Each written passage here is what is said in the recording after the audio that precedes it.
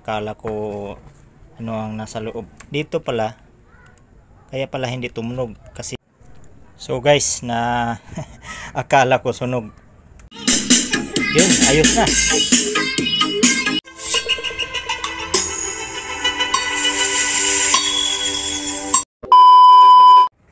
Yo, what's up guys? In this video, mag-repair tayo ng isang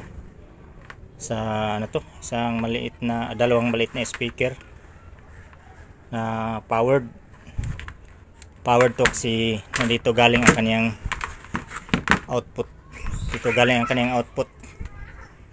May ano siya dito galing, so powered to siya. So dalawa, mabigat siya mga idol, mabigat. Ang brand niya is Creative. So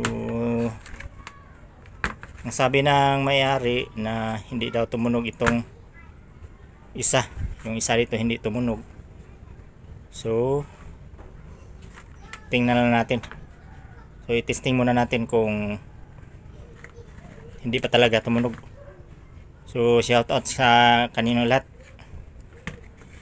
Hindi na tayo nakapag-upload ng gusto kasi nabibisi at saka mayroon tayong trabaho. So sinsya na kayo mga idol.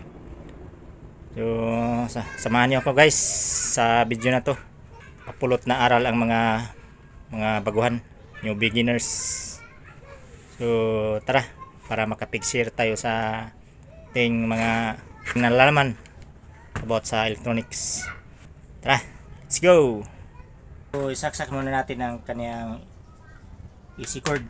So may ano siya. Isaksak natin guys.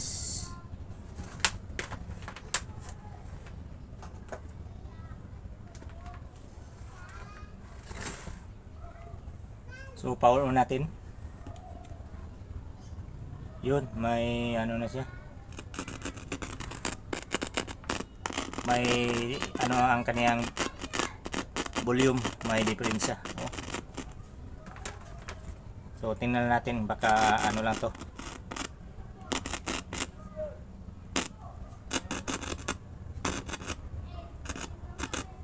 Dumi lang to, maalikabok lang to.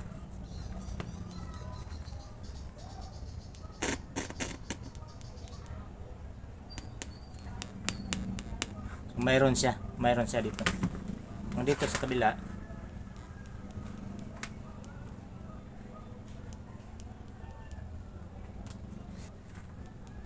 mahina, abnormal. Dito is malakas.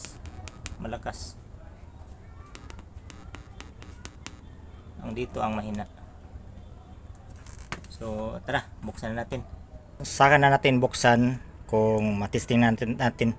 Pagka dito lang ang diferensya, itesting muna natin. So naka-power on na to guys.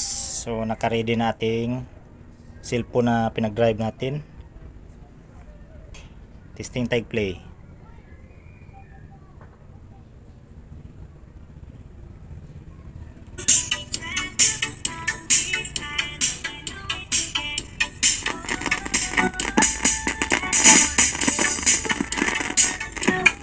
Abnormal ang kanyang potentiometer, volume niya.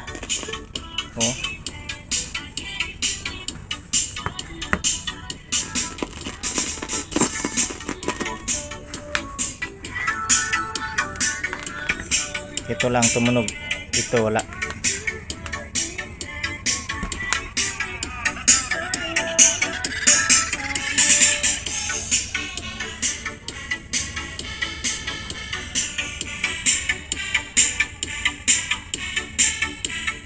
Buksan na natin para ma-repair na to.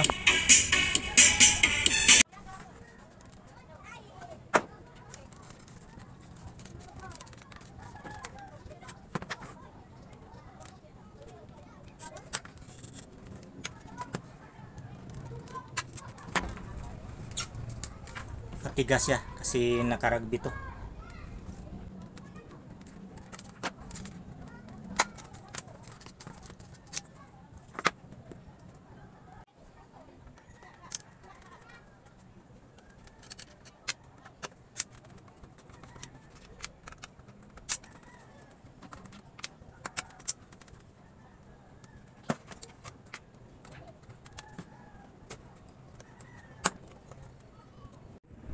yun, nabuksan na natin.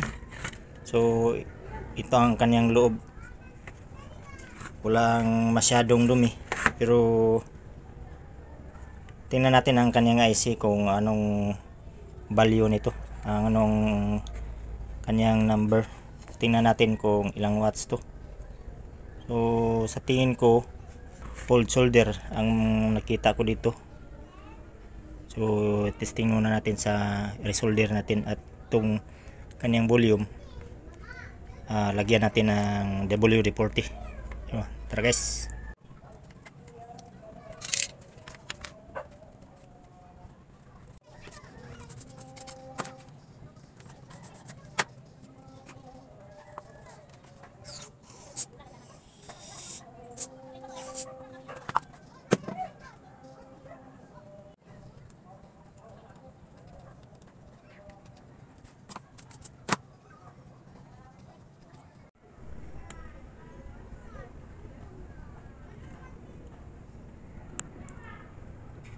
Daming umangat na mga paa, umangat. So resolder natin kasi umangat ang kanyang mga paa.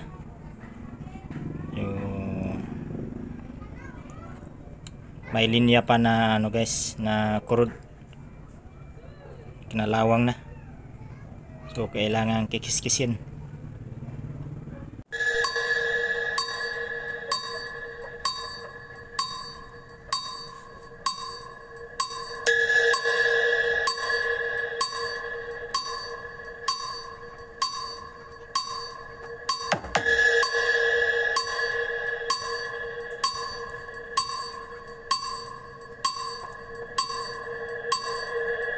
DJ Wowie Wowie Wowie Remix.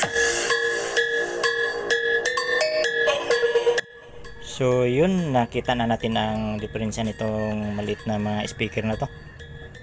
So dito pala sa kabila, nandito ang kaniyang tone control, mini ampli niya. Saka dito sa kabila ang transformer. Kala ko ano ang nasa loob, transformer pala. So binuksan ko na to. So ang dito is ano siya, ayos ang mag-bounce siya, maganda sa mo-bounce.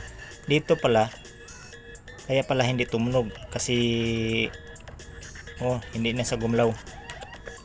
Malamang na ano to guys, nasunog to. Sunog na to. Na ano na. Hindi na sa gumalaw. Kaya nga hindi tumunog. So yung linya dito, tinisting ko dito sa itong speaker na maliit. So tumunog siya. So kuha na natin ang trouble. Ito ang diferensya.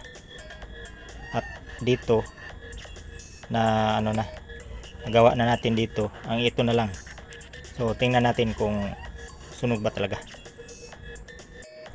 So guys, na akala ko sunog. So tinestiran ko na dito sa aking digital na tester. So okay naman siya. May ano siya, 4 ohms. So ito pala ang diferensya guys. So pinutol ko galing doon sa kanyang box. So pag ano ko dito, na may nakita ko ditong parang nag-disalign. So ginanon ko. Humiwalay sa kaniyang basket. Ang kaniyang magnet humiwalay sa basket. So kaya pala hindi nag-bounce.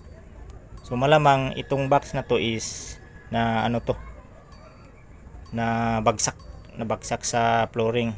So ito ang diferensya niya.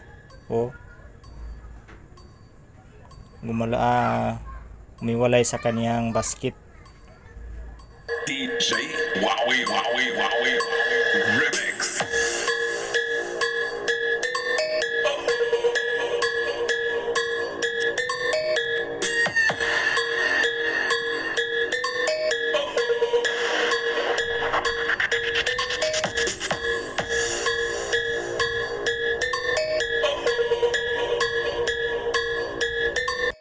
Yun nakabitan natin ulit. Nakabitan natin sa kanyang basket. So ginamitan natin ng epoxy. Hintayin natin na matuyo para matesting na natin kung yun lang ang kanyang diferensya. Mga bang guys, patuloy na natin. A few inches later. Yun oh. Yun, ayos na.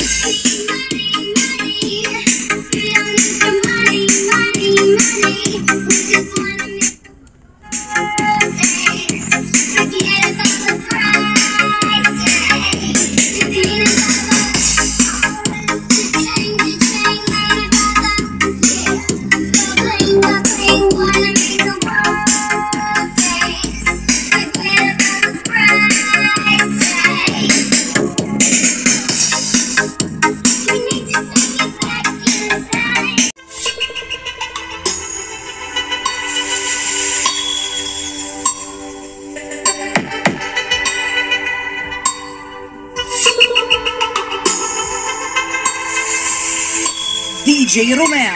DJ Romel.